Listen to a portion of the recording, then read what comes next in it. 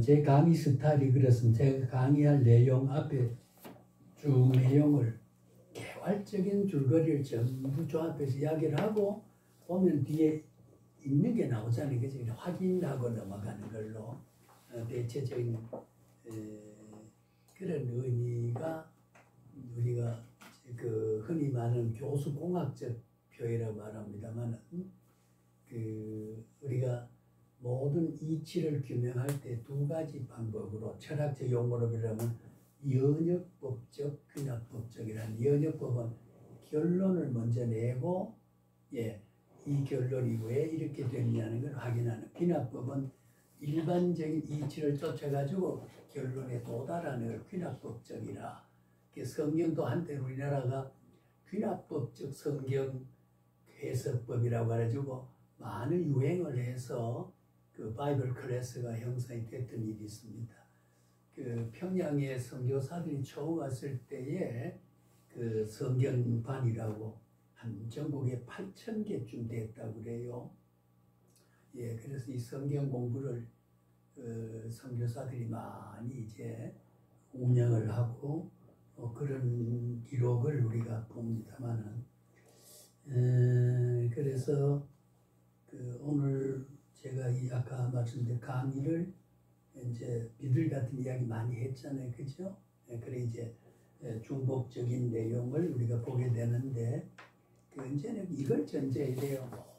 모든 것은 신구약 성경의 하나를 모든 과목 속에 그것이 이제 바른 신학, 그게 가장 원리적인 것을 우리가 바른 신학이래. 바른 신학이란 말은 책의 이름이지 사실은 교리학 전체를 표현한 건 아니거든요. 이 바른 신학 책 속에는 그 6본 신학이 있다.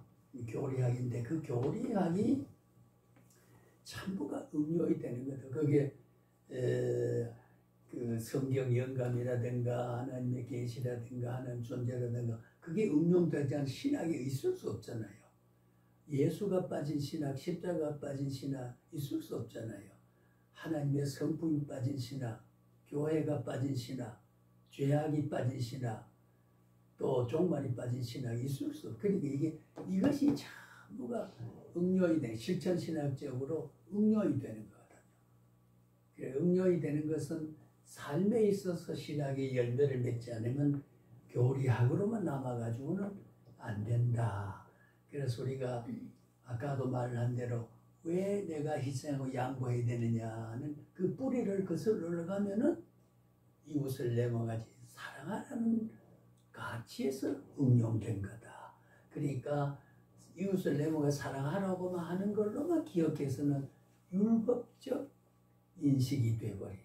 그걸 우리가 어떻게 이웃을 내가 사랑하느냐는 목회학적인 실천신학적인 활용 이론을 개발하거나 해석을 해내지 아니하면 교리는 교리대로 자꾸 남아요. 그러니까 우리가 유대 사회에서 10계명에 응용된 그 613개 조항을 가지고 유대인은 하려면 그걸 못 지키거든요. 자꾸 율법으로만 이제 해야 된다고 행함을 강조를 했기 때문에 이제 율법을 지켜야 된다는 걸 강조해. 지킬 수 있는 방법에 대해서는 그때는 성령론이 아직도 부족하고 성령의 지배론이 없고 예수님이 아직도 예약은 됐지만은 오시지 않았고 하는 것에서 율법적인 계율에 매여 있었던 유대 사회는 바로 그렇게 돼 있었지요. 자, 그래서 오늘 그렇고 목회자의 자질과 윤리라고 하는 데서 이미 말씀드렸던 거 살짝 한번 우리 보고 넘어갑시다. 목회자의 자질과 소양이다. 지혜 순결을 겸손해야 된다. 뱀같이 지혜롭고 비둘기가 순결해야 된다. 그건 이미 설명했으니 제가 더 부연하지 않도록 하겠습니다. 순결하자. 순결하자. 요 앞서 제가 제 대학 동문회 박재천 시인 목사가 4월 목요이라는 시를 보내서 제가 그 감상문을 해서 보냈어요. 우리가 목련에 대한 꽃말은 뭐라 그럴까요? 정직하다 또 뭐 두 가지가 꽃말이 있는데 모든 것이 꽃말이 있잖아요. 꽃말이 있는데 그 꽃이 주는 인간의 인격에서 수용하는 그 꽃의 의미를 새기는 그 꽃의 풍모와 꽃의 성격과 특성을 우리 인격 속에 융합이 돼서 느껴지는 윤리적 가치를 꽃말로 만들어 놓은 게 있죠. 목련의 백목련, 흰목련은 나무 목자 연꽃 연자니까 연꽃은 대개 호수에 피어야 되는데 그게 불교 교화잖아요. 연꽃이 그 진흙탕 가운데도 화사하게 피었다는 불교에 대한 그 질고 가운데도 이렇게 그 불교에 승화된 인간의 삶을 표상하는 말로 교화를 이제 지정을 하고 있지만은 이제 나무에 달린 목련이다. 목련의 연꽃이다 이런 뜻이 되거든요. 나무에. 근데 그 순백한 그 희귀 흰 것은 우리가 청백하고 고고하고 고하고 고결하고 뭐 이런 것은 인간의 어떤 윤리 도덕성과 고매한 인격성을 아무 티 없는 순결한 연꽃의 화사한 그 흰빛에 빗대어 말하기도 하고 이게 이제 종교적인 의미로 우리가 좀 승화를 시켜보면은 우리는 뭐라 그럴까요? 거룩성, 거룩성을 말하는 흰 것은 거룩성을 상징하는 말이다. 이제 그런 감상문을 써서 보낸 기억이 나요. 그래서 여기 우리가 비둘기같이 순결하다 하는 것은 비둘기에 대한 그 색깔도 묘하면은 좀 약간 부드러운 그 이미지가 있어요.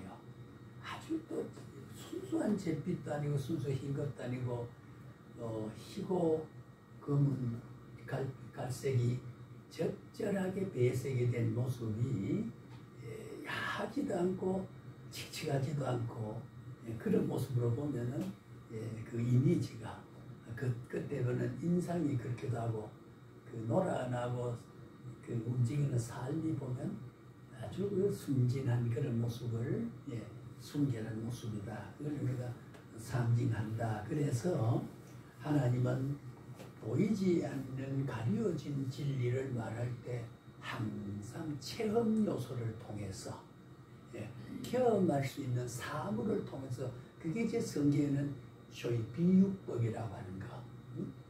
비유도 직유법, 한유법, 본어법 여러 이제 제가 성경 해석할 때 좀 설명하겠습니다. 어렵게 생각할 게 없어요. 예를 들면 여봐라 하면 돈어법이에요. 여봐라 하면 부르고 목사님 여호와요 했으면 돈어법 부르지는 거고 그리고 오 주여 감탄사 뭐 이런 게 있으니까요. 그리고 일본 사람을 이 게다짝 같은 놈아 일본을 게다짝이라고 말하고 사쿠라라고 하면 일본의 교화가 국화가 사쿠라잖아요. 그 일본 변덕임하고 앞뒤가 다른 강교한 사람할 때 저게 사쿠라야 가짜라면 이중성을 간 가짜라는 걸 할 때서 사쿠라라고 하잖아요. 지금 우리는 벚꽃이라고 화짝 다 떨어집니다만은 그런 모든 것이 사물의 상징과 특성을 그 말은 우리가 철학을 이용해 철학 용어를 빌려면 토이벨에 대한 경험내적 실체다. 우리 그래 경험내적 실체. 우리가 이 모든 것을 다 지금 여기 이것 조건은 경험할 수 있는 내적 실체거든요. 근데 저기 하늘나라에 내 보호자가 있다. 그럼 보호자 없어요. 보이지 않았어요. 그러니까 그 보호자를 상징해서 시간 속에서 공간 안에서 물질로 그 보호자는 보이지 않았지만은 그 보호자의 성격과 하나님의 창조 사물 속에 같은 성격을 가진 것을 같은 성격을 가진 것을 비유를 들어서 그걸 봐서 보이지 않는 걸 알도록 만든 그게 이제 비유법이라고 하는 것. 지난번 제가 이야기했잖아요. 지난 시간에 염려하지 말라. 염려함으로 키를 한잔했다 하겠느냐. 공중에 나는 새를 보라. 들에 핀 백합화를 보라. 예, 공중에 나는 새를 보라. 지난번 그랬지. 나뭇가지 앉은 새를 보라 그러지 않고 공중에 나는 초월적 공간. 그게 모이도 없고 앉을 자리도 없다. 그러나 활보하기 전에 날 것은 하나님이 길러주는 창조 질서 속에 생명이 보존되는 게 아니냐. 하물며 너희일까 보냐. 염려하지 말라. 나뭇가지에 앉는 게 아니고 공중에 나는 새를 보라. 그러니까 하나님 염려하지 말라는 예시를 하려고 그러면 여러 가지 예가 있지만 그래도 가장 소중한 성경에 주님이 예시한 게 공중에 나는 새가 길쌈도 하지 않고 나염 공장도 없고 직조운동 하지 않았지만은 저 백합화를 봐라. 저렇게 솔로몬의 입은 영광보다도 더 아름답지 않느냐. 누가 길러줬나? 풀 한 포기 누가 뽑아줬나? 벌레 잡아줬나? 들에 핀, 들판에 핀. 이 하나님이 그거를 섭리해서 생존하게 함으로 저런 솔로몬의 입은 영광보다도 더 아름다운 꽃이 저렇게 피는 게 아니냐. 하물며 너희는 그 백합보다도 더 귀하고 공중에 나는 새보다도 귀한 건데 왜 염려하느냐. 그러니까 새와 백합화를 예를 들어서 염려하지 말아야 되는 세계를, 보이지 않는 세계를 이해케 하는, 우리의 지성과 감성, 의지 속에 이해하게 하는 것. 그걸 우리가 비유법이라고 그러거든요. 비유법이라고 그렇게 말합니다. 우리가 상징법이라고 그러거든. 그건 우리 모임에서 이거야. 우리 집에서 이거야. 이거 뭐예요? 엄지란 말은 뭘까요? 엄지의 상징성은 우두머리라는 뜻이. 나는 이거야. 새끼손가락 피렘이 저 하위에 앉은 사람이다. 뭐 이제 그런 비유를 우리가 들고 있기도 합니다만은, 그래서 우리 성경에도 문장을 줬기 때문에 인간의 제한자가 무한자를 아는 가운데서는 경험할 수 있는 내적 실제, 아까 우리 토이베르 철학 이론에서 경험 내적 실제, 새는 경험할 수 있잖아요. 공중에 날서 보잖아요. 들에 핀 백합화 보잖아요. 경험할 수 있는 내적인 우리가 살아가는 내부 안에 실체로 존재하는 걸 통해서 그 이전 그 너머에 있는 어떤 내용을 이해케 하는 것. 그 우리가 비유법이다. 그렇게 말을 하게 되는 거지요. 여기도 마치 뱀같이 하는 것은 지혜가 어떤 건지 알 수가 없단 말이에요. 지혜가. 그러니까 뱀이 날라라라 하고 뭐 이렇게 강조하게 이렇게 하는 거 보면요. 피할 걸 피하고 잡아먹을 잡아먹고 뭐 싹 가고 말이죠. 그런 이제 간교성이 있지만은 우리가 지혜로 이 사물 속에서 동물과 식물과 어느 자연 속에서도 지혜를 표상할 수 있는 말은 제가 아무리 생각해도 뱀만큼 지혜를 예시 들 만한 사물이 없더라는 거지요. 그러니 성경을 기록한 기록 저자가 그 사물을 최택의 성경 기록할 때 성령의 영감론이 하나님의 지시가 그렇게 창조물 가운데서 지혜로운 뱀을 예시할 수 있도록 해서 이거보다 더 좋은 동물이 없나 아무리 생각해도요. 뱀 같은 지혜고 그 날름날름 그 지혜로움의 그 처신 그 모습이 최고 예시가 될 수 있다는 것을 우리가 볼 수가 있거든요. 그러니까 순결도 마찬가지 아닙니까? 순결도 비둘기 참 순결하잖아요. 보면 귀엽고 만지고 싶고 손에 올려놓고 쓰다듬고 싶은 그런 충동을 느끼는 부드럽고 야실야실 요실요실 보실보실한 이런 그리고 들에 핀 백합화 그 중에 아름다운 꽃 맞지만은 그 청순한 백합화 그리고 백합화는 언제나 고개를 바짝 들고 날로날하지 않거든. 언제나 백합화는 고개를 숙이고 있다. 예, 그 겸양적인 그 자태를 가지고 있다. 특성을. 예, 그렇게 아름다우면서도 바짝 이렇게 해바라기처럼 이런 게 아니고 이렇게 고개를 숙이고 있다. 예, 백합화가 주는 도덕적 의미를 말이죠.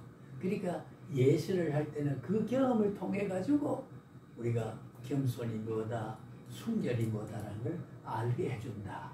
예, 이 쉬운 말을 제가 구구하게 이야기를 했습니다. 예, 그렇게 된 예시다. 왜? 이게 성경 해석에서 도입될 수 있는 말이기 때문에 제가 강조를 해서 말씀을 드렸습니다. 그래, 뱀같이 지혜로워라. 뱀의 상징성 쭉 성경에 있어요. 있고 또 광야에 구리뱀이 있던 것 같이 그렇잖아요. 왜 막 저거 할 때 구리뱀을 걸어놓고 그거 하는데 귀어가서 잡아 불신한 사람은 그 뱀이 물어서 사람을 죽게 만든 있어요.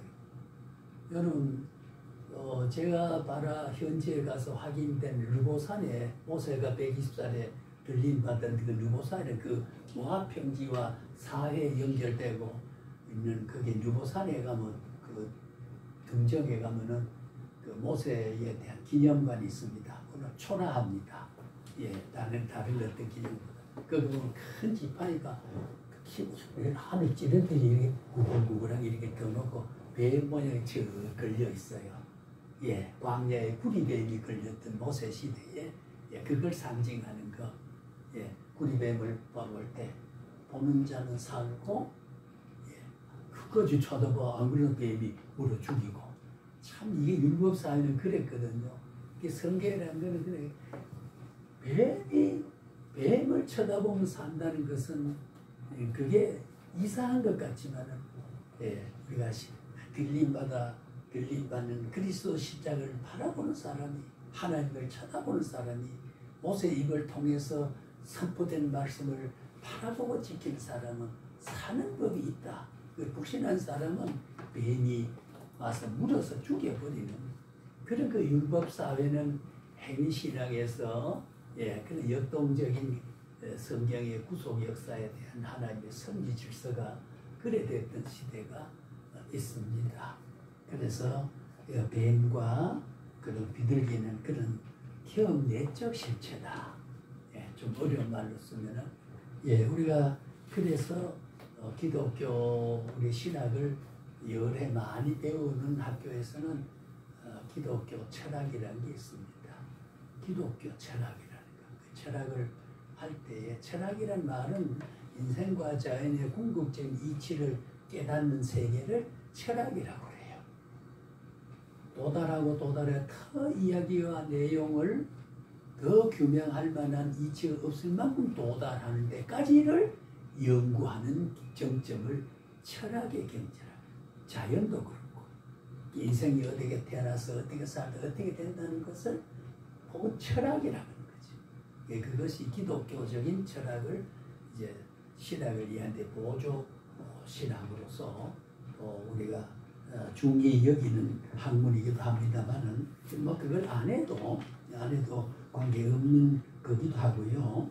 자, 그 다음에 넘어갑니다. 우리 구변에 자 어떻습니까? 우리가 한강 전도사님 두 분 어떻습니까? 나는 언변이 있다. 난 말을 할 줄 모른다. 그래서 이름은 꽤 한다. 아주 잘한다. 이 네 가지 정답이 어느 게 있습니까? 없습니까? 있죠, 그죠? 반면에 있습니다. 아무 관계 없습니다. 말을 못해도 잘하면 아주 좋고, 그건 아주 좋고, 은사니까요, 달란트니까, 기질이니까, 타고난 본연이니까 좋지만은 제가 아는 그 중국의 태국의 선교사가 12년 가 있던 우모들 목사가 내보다 나이 더 많아요. 두 부부가 김애자라고 하는 그 아내도 신학을 하고 제하고는 신학에다 많아요. 그거는 안지만 이 구별이 수다가 많은지 두 부부가 항상 같이 다녀와가지고 초선이 그래서 제가 그한테 길을 가는데 길이 넓이가 얼마고 바위가 얼마 다 넘는 가운데 조심해 가다 보니까 어떻게 예를 들면 이런 것을 다 하니까 하나 그래 그 김예자 그 아내 되는 목사가 그 여목사 나중에 목사 됐는데 여보 간단하게 국질 여보 간단 하여튼 묘사적인 언어가 그렇게 그래요.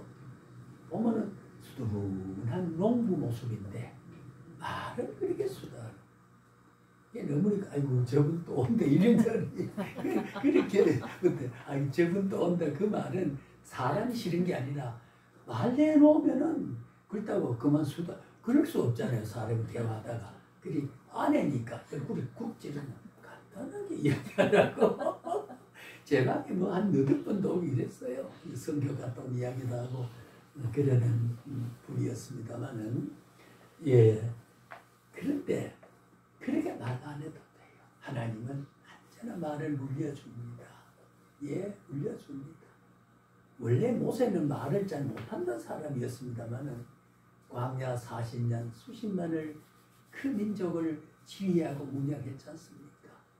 예 물론 그는 하나님 앞에 그 중차대한 책임을 겸손한 마음으로 표현했기는 했지만 예 그러니까 말을 잘하는 너희 아론이 있지 않느냐 예 그리고 표를 지은 사람이 누구냐 왜 그 말했죠? 모세 바로 왕에 들어가서 너희 백성을 인도해내라고 허락을 받으라. 아유 내가 어떻게 바로 왕에 설득을 시켜서 내 백성을 인도해낼 수 있겠느냐. 참 벅찬 책임이거든요. 그때 성경에 보면은 그럴 때 하나님의 보수를 하고 하나님이 들어가는 것 같다. 그랬거든요. 대리적 예, 사역자는 하나님이 아니라 하나님의 대행자의 모습을 예, 그래서 이 사역자가 귀하다는 게 그거거든요. 하나님이 책임질 수밖에 없다는 거. 왜? 넓은 길 갈고 전서 구원 얻는데 굳이 혼란해가지고 그렇게 살도록 만든 누가 책임져야 돼요? 하나도 책임 못 집니다. 그분만 책임집니다. 소명 받은 사람은요, 예, 그분만 책임져요. 네, 그는 철칙입니다. 철칙이에요. 여러분 여기 우리 한국에 선교사로 왔던 사람들, 순교된 사람도 있고 합니다만은 미국 사회에서 보면요, 목사의 후손들이 저는 그거 보면 제 자손이 제 아들 딸이 그렇게 하지 못한 데서 좀 내게는 예배가 있나 이런 생각할 때 있습니다만 전부가 미국의 4대 그 귀한 직분을 말할 때에 예 물론 목사가 우서지만은 교수 예 교수 그 다음에는 이제 장관 군인 높은 사람 그 다음에 뭘 이래가지고 4대 그게 있어요. 교수를 구라파 사회 선진 사회들은 교수직을 제일 우선 씁니다. 독일의 아데나워 같은 것도 교수였지만은 수상으로 임명을 받았잖아요. 그래서 수상 아데나워도 교수 아데나워를 더 존중하고 백성이 우러러 봤다 이런 말이 있을 정도로 네, 그렇습니다. 목사의 후손들이 다 잘 됐다는 거죠. 책임집니다.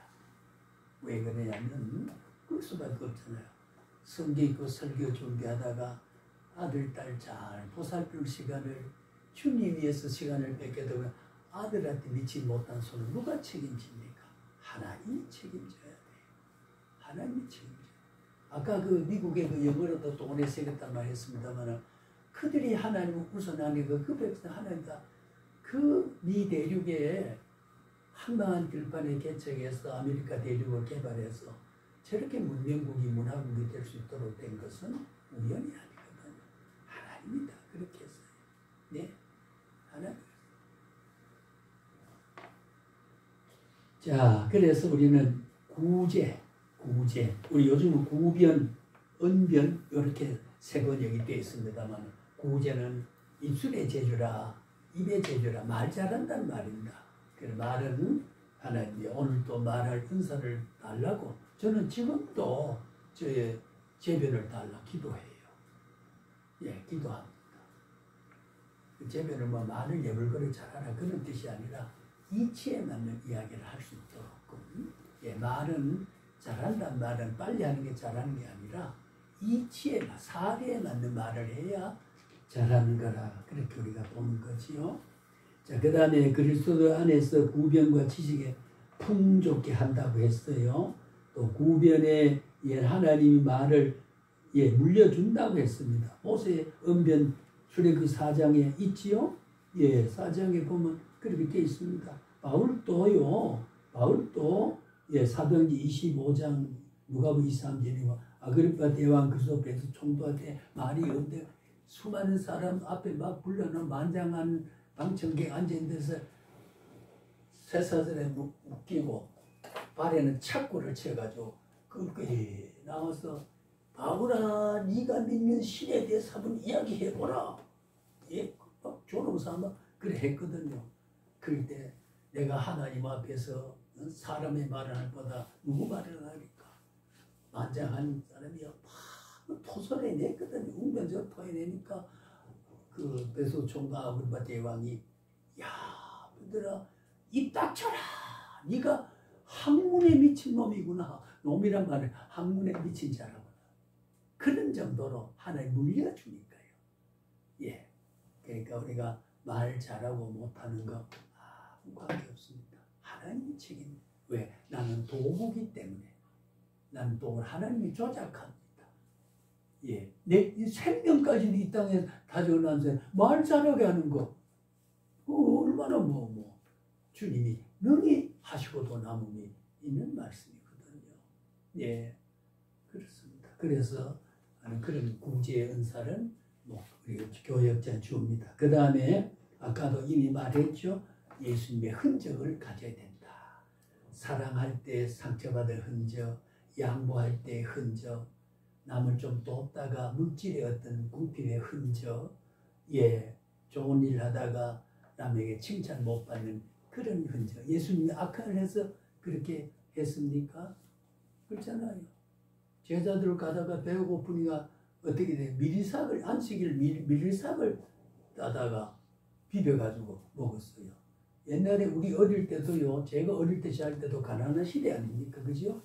그때 시골에 보면 미리삭을 사러가지고 비벼가지고 후 해가지고 털어놓고 이래 보면 이술이 시커멓게 묻어가지고 저거 밉살이 먹구나. 먹을 게 없거든요.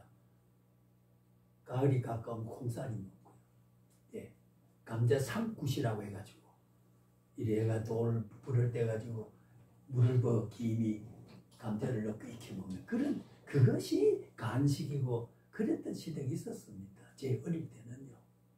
예, 제 어릴 때 그런 게 있었어요.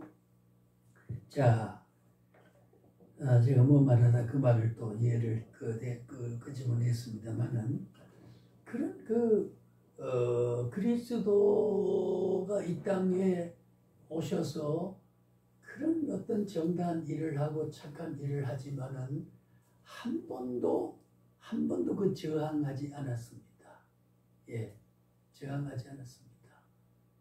예, 먹고 사는 부분 때문이라든가 헐벗은 때문에 그러니까 배가 고프니까 제자들이 어떻게 됐어요? 미리삭을 끊어 먹었다 그랬죠. 그래 안식일에 미리삭을 그 일로 봤단 말이에요. 율법주의자는 그런 거예요. 예, 38년 된 그 혈류병 환자 여사, 혈류병이라 말은 여사의 생식기에서 자꾸 혈액이 유출돼 흘러내리잖아요. 38년 된 그런 그 생명의 위태로운 사람이 베드스다 목가에 가서 곤침을 받으려고 그 전설에 따라 곤침을 받는 건강한 사람이 먼저 뛰어들어가지고 그리고 이 사람 못 뛰어가니까 예수님이 이미 그걸 알고 왜 거기 있느냐 우리 이동할 때마다 예, 우리 고증을 해보면 저 어디에서 미지근한 물이 배설수가 연결된 물줄기가 있습니다. 예, 물줄기 있어요. 거기다 성경이 또 있습니다만은 예, 그래서 성경 지리학적으로 그게 있는데 그래서 나는 들어가지 못해서 내가 이렇게 앓고 있습니다. 자리를 들고 걸어가라. 그게 안식일입니다. 그때 모든 사람 얼마나 비판했습니까? 예, 안식일에 배운 거죠. 안식일에 하는 거 이렇게 했는데 왜 저렇게 일을 하느냐? 내 아버지가 일한데 나도 일하느니라. 안식일은 평안을 준. 지난번에 이야기했잖아요. 안식이라는 말자들 우리가 히브리어로 세바스라고 말합니다. 세바스. 예. 세바스란 말은 이것이 이제 안식이라도 우리가 되게 안식이라면 영어로 레스트란 말을 쉬다 레스트라 말하잖아요. 안식이란 말은 우리 원래 예배 시간에 안식을 하루를 쉬는 것은 그 자체의 노동을 쉬고 일을 안 하는 그게 물려 영원한 안식에 대한 표징이고 표상이고 여기에 안식을 쉰다는 게 무엇과 지난 시간에 말한 포개져 있냐면은 영원한 복락의 쉼과 오늘 쉬어가는 안식일과 포개져 있다고 말이에요. 그 정신이. 그러니까 안식일을 어기면 안 된다는 거지요. 그 주일 성수를 꼭 하도록 돼 있어야 된다 그 말이에요. 왜냐하면 오늘 여기 주일 성수 안식일을 쉬는 그것은 너희 집 유하는 문안의 객이라도 일하지 말라 했지, 그죠? 일하지 말라. 소도 일하지 말라. 자, 우리가 연세 실천신학적 이야기 많이 나왔으면 자 보세요.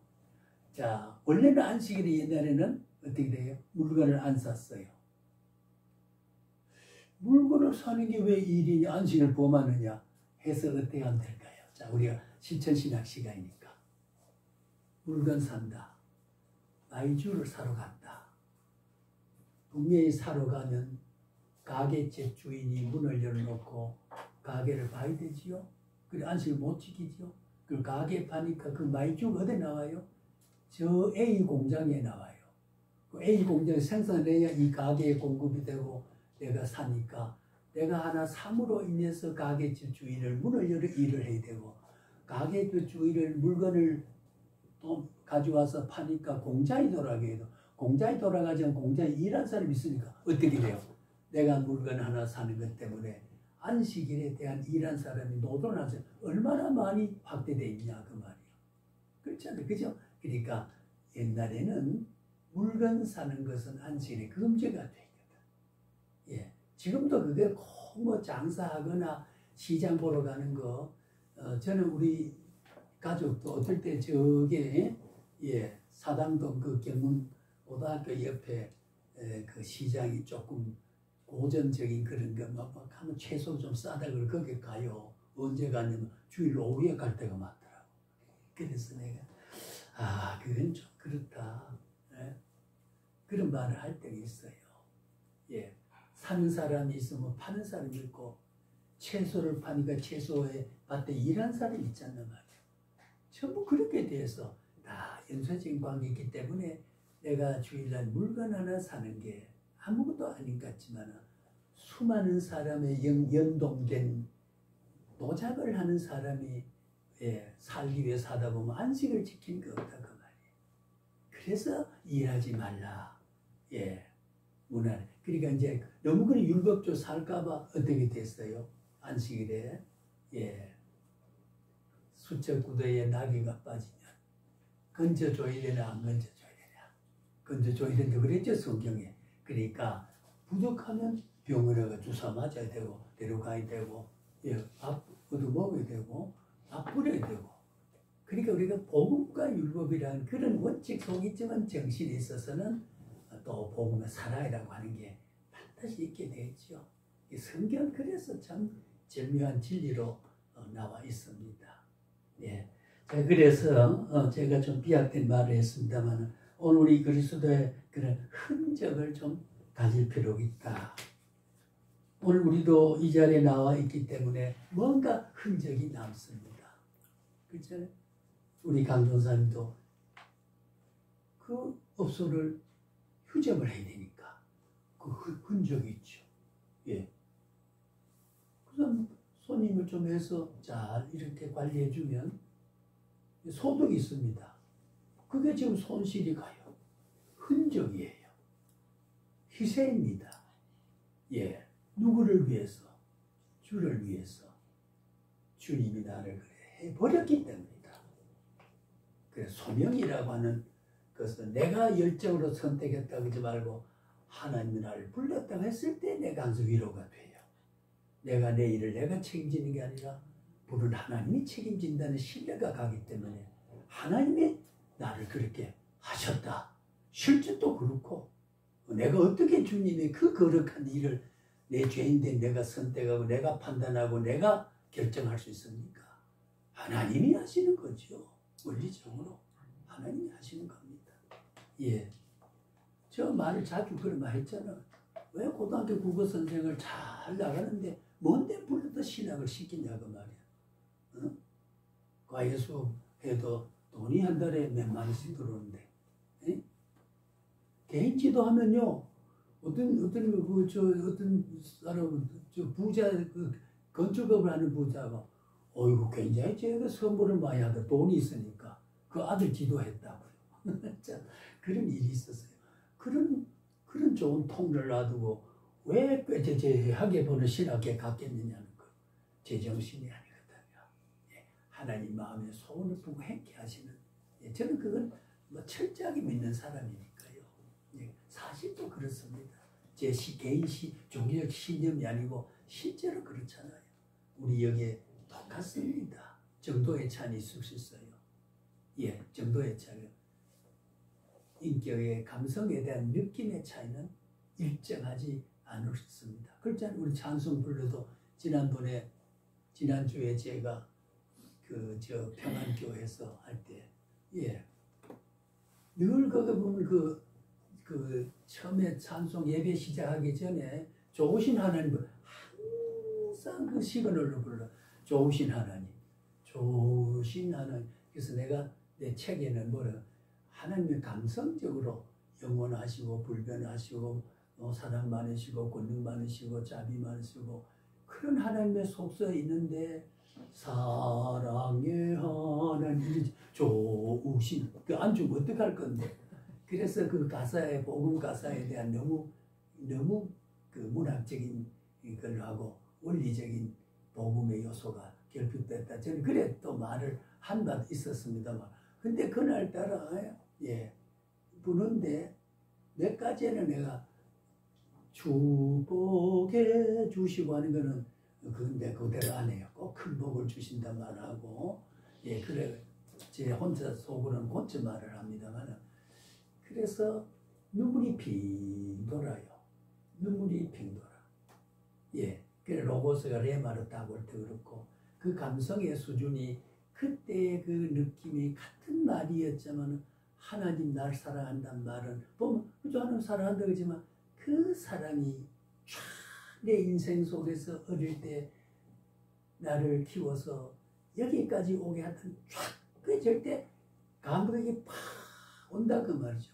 그게 우리가 영성에 대한 충만성이에요. 제 개인을 이야기하면 그래요. 다 그런 정도가 다 있습니다. 찬송을 부르다 보면요. 예, 어떨 때는 하나님 그러면 왈칵 눈물이 쏟아져 나오는 있잖아요. 예, 평소에 그저 하나님 중얼중얼 하지만은 어떨 때는 하나님만 불러도 그냥 가슴이 멍해지는 그런 감격이 성령이 함께 하시는 거거든요. 예, 하나님은 언어 속에 성령의 충만함이 임재하고 역사하기 때문에 그렇다고 말이거든요. 그래 우리 언제나 하나님과 교통합니다. 내가 의지적으로 내 감성과 내 경험과 세상적인 살아가는 인생사에서 그것을 느끼지 못하고 잊어버려 그랬지요. 예, 잊어버려 그랬죠. 항상 성령은 나와 함께 하는 거지요. 예, 그래서 오늘 우리는 그리스도의 흔적을 지니고 산다는 게 참 중요하다. 그래서 거기에 보면 우리 헬라어 기노스코라는 말, 알다라는 이런 뜻인데요. 그리스도 아는 지식, 체험적 경험으로 아는 지식, 체험으로 아는 지식이, 이론으로 아는 지식이 많이 있습니다. 그 아는 지식을 우리가 하나님을 모르면은 안 되거든요.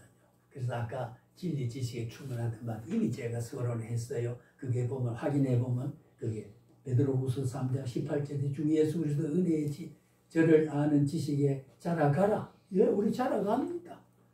중요합니다. 이 자라가라는 분이 무엇을 의미해요?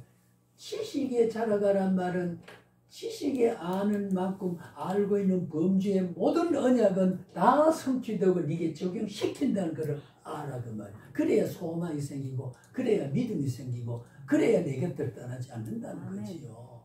진리 지식이 부실하면은 하나님 신뢰하는 신뢰도 늦어요. 그래서 제가 지식은 수단이 아니고 지식은 목적이다 말을 제가 그렇습니다. 진리를 바로 알면은 신앙을 바로 갖출 수 있게 되는 거예요. 예. 빌립보 3장 8 내 주 그리스도 예수를 아는 지식이 가장 고상하다 그랬고요. 호세아 4장 1절에 하나님을 아는 지식이 없고 내 백성 지식은 망하는도다. 호세아 4장 6절 내 백성이 지식이 없으므로 망하는도다. 네 지식을 버려 너희가 지식을 버리 나도 너를 버리겠다. 예, 하나님 지식을 버린다면 나도 목적 문제 가치예요. 지식에 충만한 하나님이 연합되어 있단 말과 똑같아요. 예, 연합되어 있단 말. 그러니까 성경을 어제 아까도 우리가 목사님 성경 읽는 걸 제가 그랬단 말이에요. 성경을 읽는 그 자체는 그게 뭐 금싸라게 쏟아지는 게 아니지만은 이미 그 성경을 접하는 그 순간에 그 성경이 어느 귀절인데 성경에 가지고 있는 언약이 성경을 보는 사람의 책임을 지는 연계돼요. 예, 성경 보고 있는 사람 지옥 보내겠습니까? 생각해 보세요. 그 순간을 못 가진 게 답이죠. 호세아 6장 6절에 보면 나는 인애를 원하고 제사를 원하지 아니하며 번제보다 하나님을 아는 것을 원하노라. 예, 번제보다도 하나님을 아는 걸 더 원한다. 그래서 신학을 바르게 깨닫고 하나님의 진리 지식에 충만해 이르게 된다. 그런 말이거든요. 그래서 참 지식은 어떤 지식이냐? 예, 로마서 5장 8절에 우리가 죄인 되었을 때 그리스도 우리를 죽으심으로 하나님께 우리에 대한 자기 사랑을 확증했다. 죄인 되었을 때 이미 확증했어요. 확증이에요. 확실히 증명해줬다. 보증했다 그 말입니다. 예, 그러니 흔들릴 필요 없어요. 그러니 조금 잘못했다고 율법적으로 해서 너는 그리 복 못 받아 제외돼 저주받아 함부로 하나님 저주하지 않습니다. 예, 저주할 사람 무엇으로 택합니까? 뻔히 내가 죄 지을 것도 아는데 뻔히 아시면서 하나님 짓궂어서 그럴까요? 아니요. 다 아시고 오히려 그렇기 때문에 나를 더 사랑의 대상으로 손꼽아 보호하신다는 거지요. 자, 여러분 보세요. 그 밑에 로마서 8장 그리스도 예수 안에 있는 자에게는 결코 정죄함이 없다. 정죄함이 없단 말은 너는 죄인이기 때문에 지옥 간다는 그런 판단은 없다 그 말이야. 그리스도 안에서. 왜? 십자가 그러면 무효가 되거든요.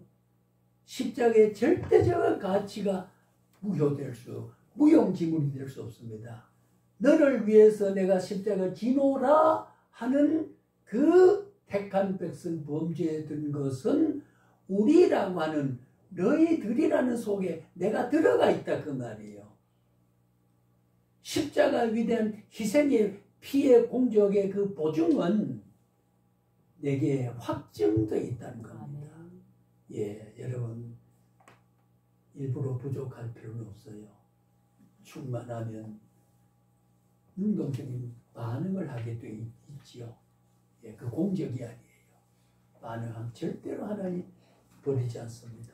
절대로 주를 위해 바친 시간 흔적을 지니고 산 사람 손해보게 하지 않습니다. 그 타이밍은 하나님이 정한다.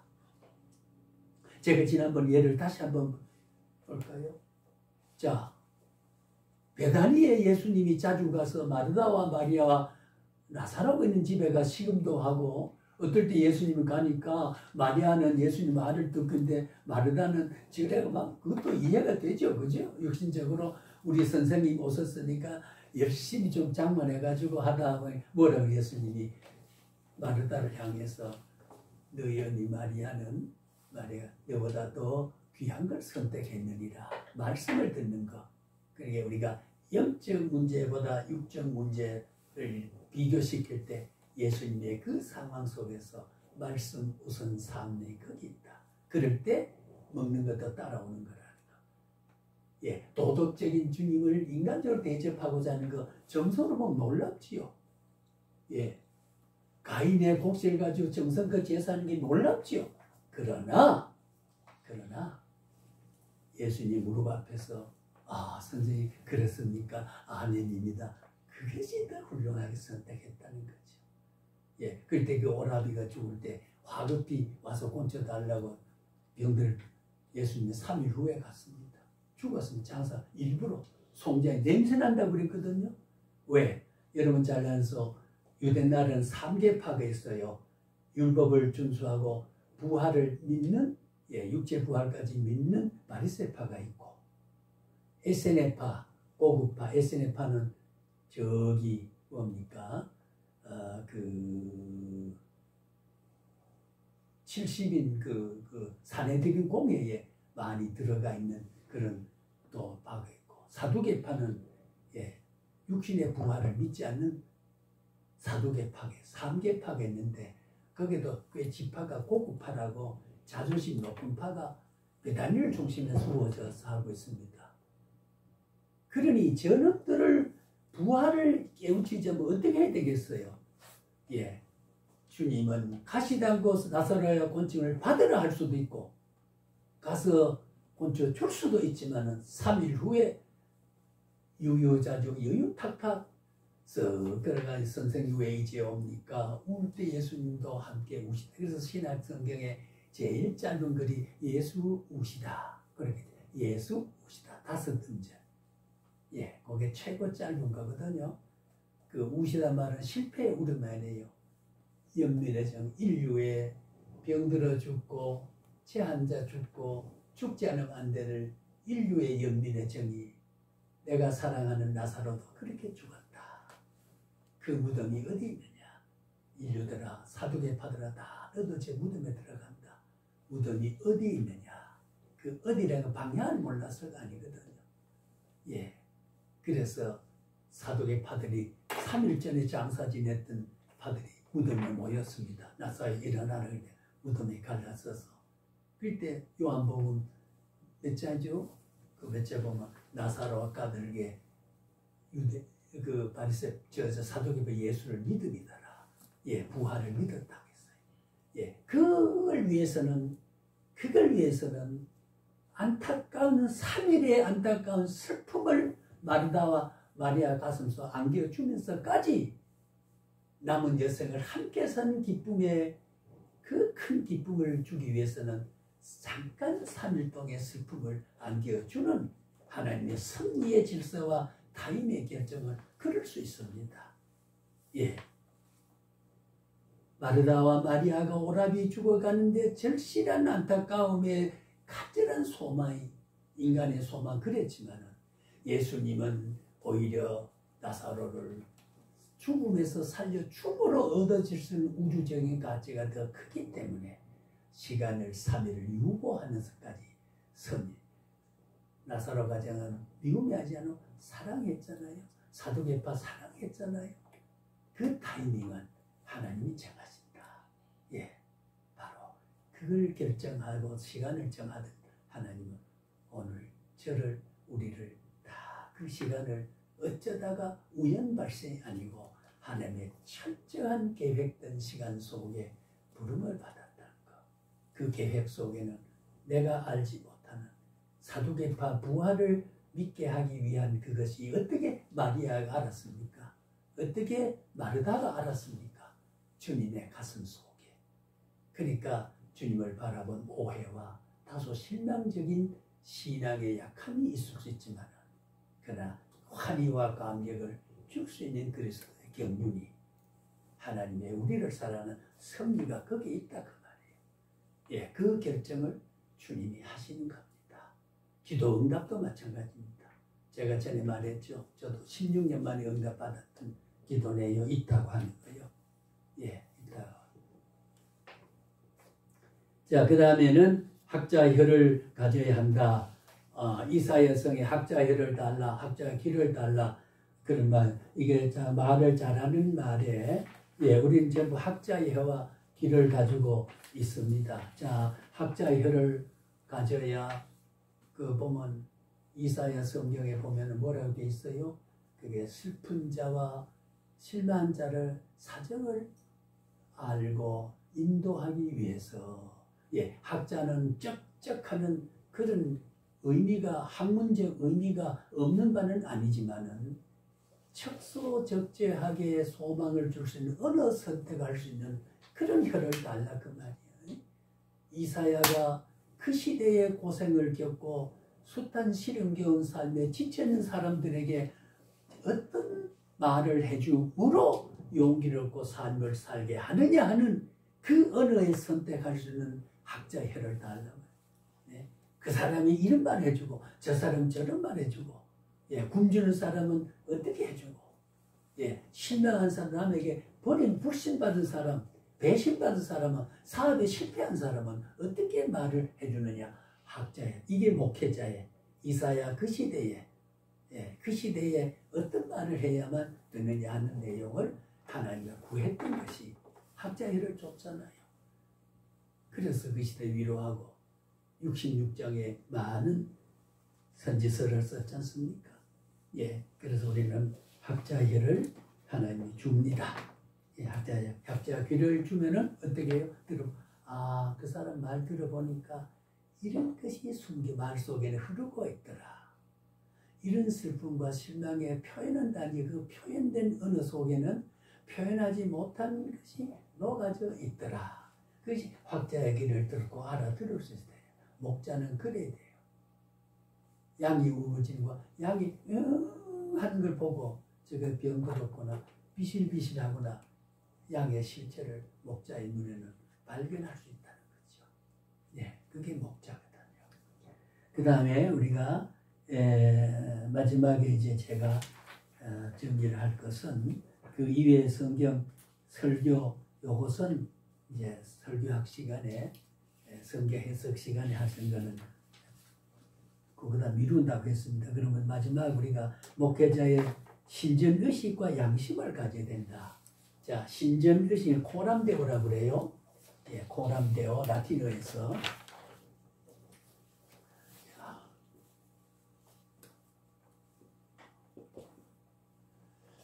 코람데오는 코람이라는 말로 돼요. 데오는 데오스인데 코람 하나님의 앞이라 그런 뜻입니다. 우리가 하나님을 데오스라고 하지 않습니까? 데오스를 그리고 우리가 필기를 할 때는 되게 메모를 할 때는 그냥 하나님을 쓸 때 어떤 사람은 이래 쓰는 사람 대문자 가슬 문두 글자에서 이게 헬라어로 데오스라고 하는 데서 철자가 이게 하나님이라는 뜻이거든요. 그래서 데오스라 이렇게 말합니다만은 여기에 코람데오라는 말은 하나님 앞에서 이런 뜻, 신전의식이란 말. 물어봅시다. 오늘 우리 하나님 옆에 있습니까? 뒤에 있습니까? 멀리 떨어져 있습니까? 지금 하나님의 다 지켜보는 시선 앞에 있습니까? 어느 걸까요? 우리가 성령에 충만하고 진리에 깨우치지 못한 사람, 아이고, 나 하나님 지켜본다. 하나님이 보는 것을 두렵게 받아들이는 거예요. 아버지의 부성적인 모습을 바르게 알면은 나의 친근한 아버지는 보호자다 라고 보는 게 날 잘못을 발견하고 휘출해 들 것이지 그렇게 받아들인 사람이다.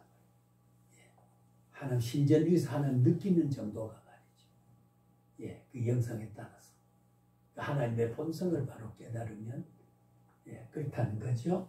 그래서 오늘 우리는 여기 신전의식 하나님 앞에 거기에 제가 그 영어 몇 자도 써놨습니다만은 하나님 앞에서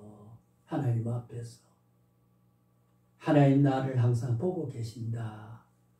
항상입니다. 어느 한순간도 나를 눈을 감아 성경이 그렇잖아요. 신구약서는 마찰되는 게 없어요. 저 모습 오게 보면은 너희 이름을 내 손에 새기고 나를 기억하겠다고 했어요. 너희 어머니는 너를 버리더라도 지난번에 이야기했습니다. 여자의 자궁을 우음이라고 하잖아요. 여자가 임신한 아이를 보호하듯이 그렇게 어머니같이 너를 보호한다. 그러나 그 어머니도 너를 혹 버리더라도 가상에서 나는 너를 안 버린다. 기억하겠다. 손에 너희 이름을 새기고 기억하겠다라고 하는, 예, 지금도 우리 신전 의식을 가지고 있습니다. 그리고 우리가 두 가지 있죠. 나를 지켜보시니까 하는 뜻대로 살아야 된다는 경각을 가지고 있고, 언제나 하나님은 나를 지켜보시기 때문에 나는 위로가 될 수가 있다. 위로가 될 수 있다. 라고 하는 두 가지 이중성을 우리가 새겨볼 수는 있겠습니다만은, 어쨌든 삶의 어떤 순간에 하나님 우리의 중심을 보고 계신다고 하는 거, 그리고 우리가 말은, 선하게 하는 말은 돈 안 듭니다. 착한 마음 먹는 거 전혀 돈 안 듭니다. 그렇잖아요. 남 위로하는 말 전부 돈 안 듭니다. 그러니까 우리가 얼마든지 물질 내 형편에 안 들어 사랑을 얼마든지 주님처럼 할 수 있어요. 그걸 말에 인색하지 말자. 뭡니까? 앞에 말은요, 학자의 혀를 가지면 저런 사람에 내가 어떤 말을 해줘야 된다는 이치를 가지고 적중한 말을, 그 고막을 울려줘야 된다. 그 말 듣고 그렇다, 희망을 가지고 내가 살아야 되겠다. 얼마나 사랑을 하는 겁니까? 언어의 사랑에 밥 한 술보다도 오히려요, 정신적인 실망과 정신적인 시들어 있는 사람은 밥 한 술로 해결 안 되는, 그거는 깔깔이 못 먹습니다. 그러나 말 한마디는 그를 회생시킬 수가 있어요. 예. 그래서 우리는 참 속된 표현에 보면 돈 한 푼 안 들고도 얼마든지 우리는 사랑을 실천할 수. 왜? 학자의 혀를 가지고요. 학자의 혀를 가지고. 예. 가능하면 남에게 희망과 소망을 줄 수 있는 어느 선택을 할 만한 학자의 혀를 가지고, 이치에 맞는 말을 하고 사정에 맞는 말을 하고 조건과 처지에 맞는 말을 선택할 수 있는 혀놀림이 필요하다는 거지요. 그래서 성경의 근거를 보면은 잠언 21장 2절에서 보면 사람의 행위가 자기 보기에는 모두 정직하여도 여호와 마음을 감찰하시느니라. 예. 그리고 우리가 마음에, 우리가 옛날 고사성어에서 고제, 중국 고제를 보면 암실기심이 신목이 여전이라 어두컴컴한 밤에 혼자 잘못해도 하나님의 눈은 전등같이 환하게 비친다. 우리 마음을 본다, 그 말이야. 자, 이게 여러분 공포를 하지 말고, 그러니까 좋잖아. 아이고 내가 저 사람 용서해야 돼. 아이고 얼마나 저 사람 불쌍하다. 그 마음을 볼 때 나를 하나님 얼마나 기뻐하시고 기특하게 보겠냐, 그 말이야. 저게 저런 게 있어, 저런 게 있어. 그럴 때 보다가 저럴 수도 있지. 참 그 사람은 정을 써서 사는구나.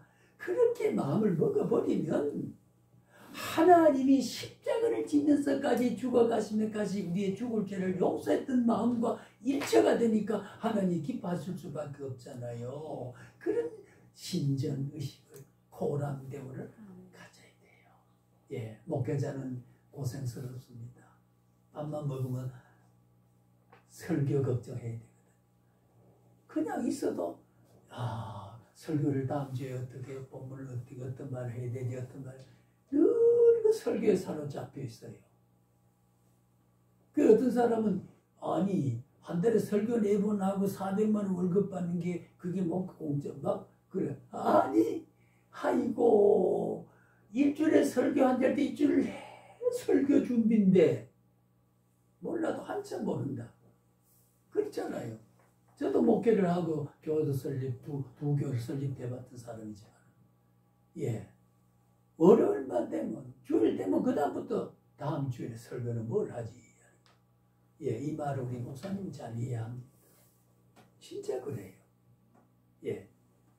늘 그걸 걱정합니다. 그래서 명사하고 목사하고 그 설교 자체를 준비하고 있는 거거든요. 그걸 하나님이 호람대오라는 하나님 없으면 억울하게 왜 그 짓을 하고 내가 살아야 돼요? 안 그렇습니까? 왜 그 짓을 해야 돼요? 왜 그런 법리를 해야 돼요? 그것이 헌신이고 그것이 목회자고 그것이 하나님 일을 거룩한 고민이고 거룩한 염려고. 예, 그렇잖아요. 고람되어 하나님 알아주기 때문에 목사는 양을 위해 희생하는 게 억울하지 않는 보상을 한다 그 말이에요. 그게 우리 목회에 대한 하나님 보는 흔적을 지니고 주님처럼 사는 거. 주님 알아주지 않으면 누가 나를 장로 아닙니다. 기후 좋을 때 장로도 나를 오답을 맞춰주지 않아요. 나쁘면요. 빼쳐갑니다. 수근거립니다. 책임질 분은 우리 하나님밖에 없어요. 내가 그를 기도하게 되면요, 성령이 그 마음을 울커서 그 마음을 변화시켜서 마음을 돌이킬 수 있게 해야지. 내가 인위적으로 아무것도 그럴 필요 없어요. 아무것도 필요 없어요. 공정하게 항상 하나님 마음으로. 자, 우리가 예를 한 대를 불렀죠. 시편 39편, 시편 11편의 1절에 6절까지 이런 것을 우리가 다 보면은 그런 내용을 알 수 있는데, 유명한 존 웨슬리는요, 고람대의 정신으로 스스로 삶을 살았던 일생이 있습니다. 7가지 뭐 그게 이랬어요. 난 항상 기도하고 있는가? 하나님 앞에서 난 항상 기뻐하고 있는가? 난 항상 감사하고 있는가? 난 욕심내고 있지 않는가? 나는 하나님 앞에 두려운 일은 없는가? 연속적으로 하나님의 사랑을 느끼는가? 나의 말과 행동은 진실로 하나님을 기쁘게 하는 것인가? 진실한가? 이것을 늘 존 웨슬리는 생각하고 살았다는 거. 이 웨슬리다운 그런 인물이 신앙 영웅이 아닙니까? 그리고 칼빈도요. 우리의 장로교 주창자요. 설립자인 하나님 앞에 나의 마음을 당신을 위하여 기꺼이 즐겁게 드리기를 원합니다. 이것이 칼빈의 모토입니다. 칼빈의 삶의 철학이고 칼빈의 삶의 지표예요. 표입니다. 참 칼빈다운 말이죠. 요셉도요. 요셉은 탁월한 신전 의식을 하나님 앞에 의식을 인물인데 창세기 39장 9절에 요셉은 보디발의 아내 유혹을 물리쳤습니다. 왜? 주인을 보지 않았지만 얼마든지 소년 시절에까지 형들이 팔아먹었는데 한참 요셉이 그딴 17살쯤으로 고고학으로 뭐 그런 보디발의 그런 혈기방자다. 여러분 잘 아시는데 우리나라는 성년 나이가 다른데 좀 조정했습니다만은 성년이 유대나라는 어떻게 되죠? 12살이면 성년입니다. 예수님도 12살 때 베들레헴에 올라가서 저거 하러 올라갔다가 마리아 요셉이 놓치고 왔던 일이 있지 않습니까? 그리고 이미 17살쯤 되면 얼마든지 여성을 이성적으로 다룰 수 있습니다. 그래서 준수하고 요셉이 성실하고 준수하니까 자기 아내가 공부해서 잘 애정을 못 베풀어줘 그런지 자기 남편이 출근했을 때 요셉을 유혹했죠. 그렇잖아요. 유혹했습니다. 그렇지만은 그는 하나님 앞에서 보디발이 보지 않더라도 하나님 앞에서 내가 어떻게 살아야 된다 때문에 그래 막 나중에 거절하니까 옷을 땡겨서 되니까 막 굴렁 벗어놓고 가버렸어. 퇴근할 때 이게 무슨 옷이냐? 당신이 좀 요셉이 나를 겁탈하려고다 내가 반대하니까 벗어놓고 도망을 갔어. 그래 억울하게 옥살했지. 그 얼마나 비극입니까? 억울합니까? 정결하게 살다가 옥에 갔기 때문에 술 맡은 한관자를 만났죠. 한관자를 만났기 때문에 꿈 해몽을 할 수 있었죠. 해몽을 했기 때문에 흉년이 들을 때에 바로왕이 해몽을 어떻게 이제 얼마 있으면 당신이 복귀해서 다시 바로왕 신하로 돌아갈 거다. 그대로 들어갔어요. 들어가서 꿈을 꾸는데 이걸 해석할 사람, 전국에 숙사를 불러서 해석할 사람이 없어요. 그래서 우리가 영창 살 때 요셉이라는 그 소년이 아니었을 때 그 해몽을 잘해서 그럼 우리가 여기 들어온 거부터 딱 맞췄다.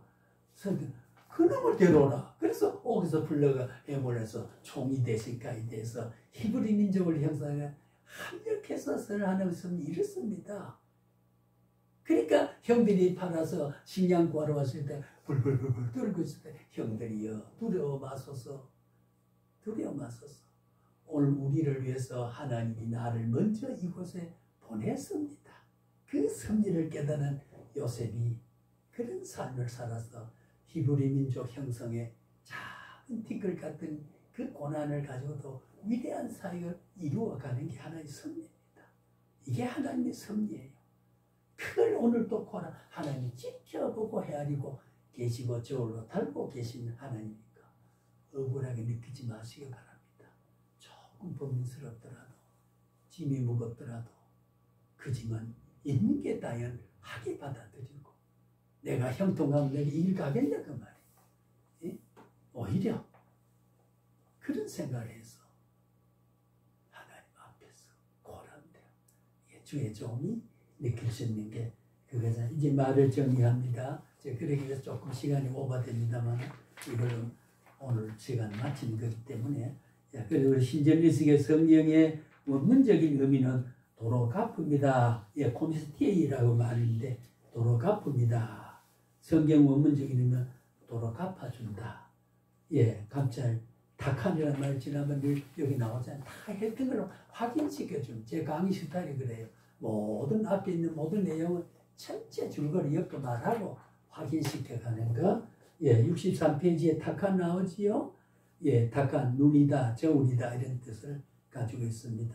동사로는 저울, 밸런스, 스케일, 자로 잰다. 그리고 오늘 또 척간을 가지고 있다. 너는 3cm 5mm구나. 너는 20cm 8mm구나.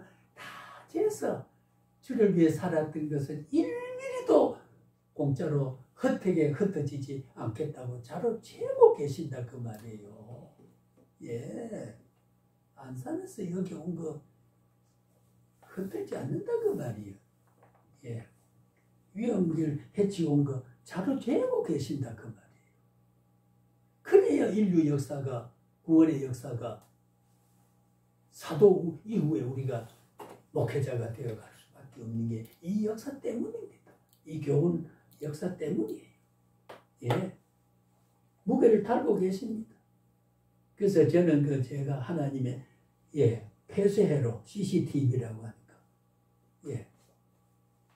오늘 또 이 방 안에 하나님의 신전의식은 CCTV를 걸고 우리를 지금 지켜보고 있습니다. 지켜보고 참 좋지 않습니까? 착한 말 듣고 계시잖아요. 내 행위 달고 계시잖아요. 내 행위 체크하고 계시잖아요. 얼마나 좋습니다. 얼마나 귀합니까? 누가 보상할 수 있고 나를 지켜보고 이 지하에 있는 저들의 모습을 지켜주는 사람 없다면 이 짓을 왜 해야 돼요? 안 그래요? 오늘도 저 친구 만나서 좋은 거 사주러 오라 그래요. 암시롱 그러지. 난 갈 때가 따로 있다. 더 좋은 거 먹으러 간다네. 그리고 농담도 한 일이 있습니다. 하나님이 지켜주십니다. 조금 더 염려하지 마시고 우리가 하나님의 탁한 앞에서 저울 앞에서 CCTV 앞에서 신전의식 앞에서 우리가 살아가는 것. 세금만 붓고 돈 안 드는 바른 마음, 바른 말, 선량한 말. 가능하면 표정 하나라도 내 표정을 보고 위험을 느끼지 않고 압박을 느끼지 않고 아이고 저건 참 표정이 좋다 이렇게 느껴서 자기도 그래 모방하고 싶은 마음이 생겼다 그러면 이미 십자가 골고다의 사상이 벌써 비춰진 거야. 예수님의 흔적이 비춰진 거라고. 모든 역사를 우리 그렇게 섭리 구조와 우주 질서를 이해하게 되면 한 가지도 하나님 없이 사는 순간이 없는 것을 영사를 가지고 항상 위로가 되는 거죠. 억울한 게 없다. 주를 위한 건 억울한 게 전혀 없습니다.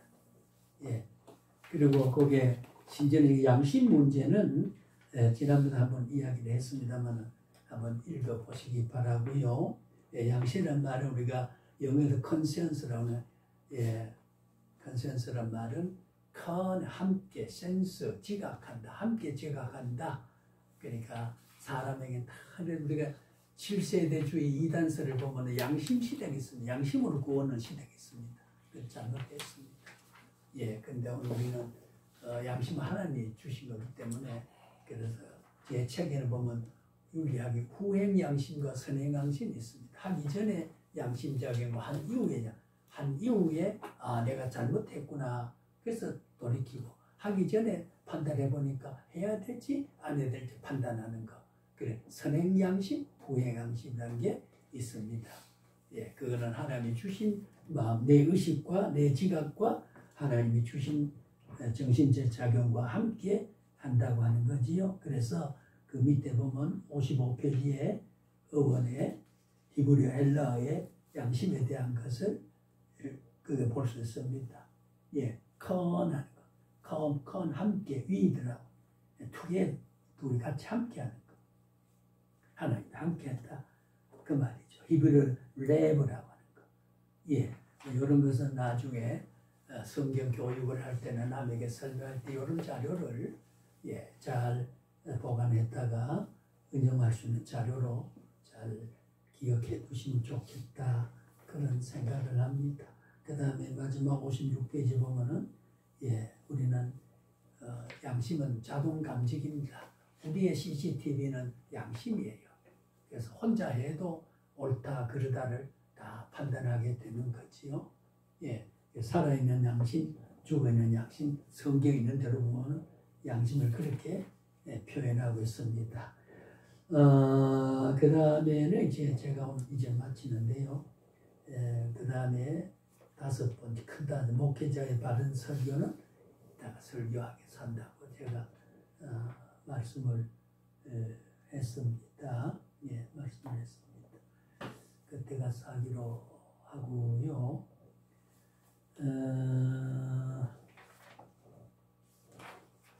그 다음 목회자 자기 관리도 이미 우리가 지난번에 때 많이 했으니까 한번 읽어보면 교양적인 거니까요. 신학적인 설명 많이 안 해도 그렇고 또 77페이지에 목회자 5대 과제 설교, 교육, 행정, 신방, 선교 이렇게 5가지를 해야 된다는 게 기본적인 그 교회 행정하게 또 할 수 있는 거고 여기 이제 행정을 따로따로 안 하고 함께 할 때 묶어서 조금이라도 채색을 갖춘 것이 본 교재라고 생각합니다. 쭉 보면 그런 내용 있는 것은 한번 읽어보시고 목회학 개로는 이것으로 마치고 싶습니다. 왜냐하면 성경 해석학을 또 해야 되고 설교학도 해야 되고요. 이제 교환도 나온 게 있으니까 그리고 다음 화요일은 그 조금 못한 거 지난번에 우리가 그 5대 그 제사에 대한 마지막 신학적 교훈이 뭐냐는 정리를 하고 여기에 바른 신학을 저도 책을 가져왔습니다만 거기에서 핵심적인 것만 하도록 그렇게 예고를 합니다. 자, 오늘 시간이 조금 흘러갔습니다만은 기도하고 마치도록 하겠습니다. 고마우신 하나님 감사합니다. 오늘 또 귀한 시간에 주님 주시는 은혜 가운데서 주의 말씀을 강론하고 주고받았습니다. 하나님 부르신 분도 하나님이고 쓰신 분도 하나님이요 시작과 끝도 하나님이 다 알파 오메가 되신 것 주님께서 다 감당하실 줄로 저들이 알기에 오늘 또 우리가 이렇게 시작하여 걸어갑니다. 우리의 종착은 우리가 몰라도 주님이 정한 목표로대로 걸어가는 성령의 인도하심이 함께 주옵시기를 간절히 바랍니다. 아버지 오늘 또 남은 시간들 어떤 상황에 어떤 조건에 매이든지 형통한 길 주시고 평안을 주시고 안보를 해주시고 주의 것이기에 주께서 책임지시고 보존해 주옵시기를 간절히 바라옵고 언제나 우리 가정과 생업과 주변의 상황이 우리의 가는 길을 이해할 수 있도록 도와주옵시기를 간절히 바라옵고 이 교회 위에 늘 하나님 임재하여 주옵소서. 예수님의 이름으로 기도하옵나이다.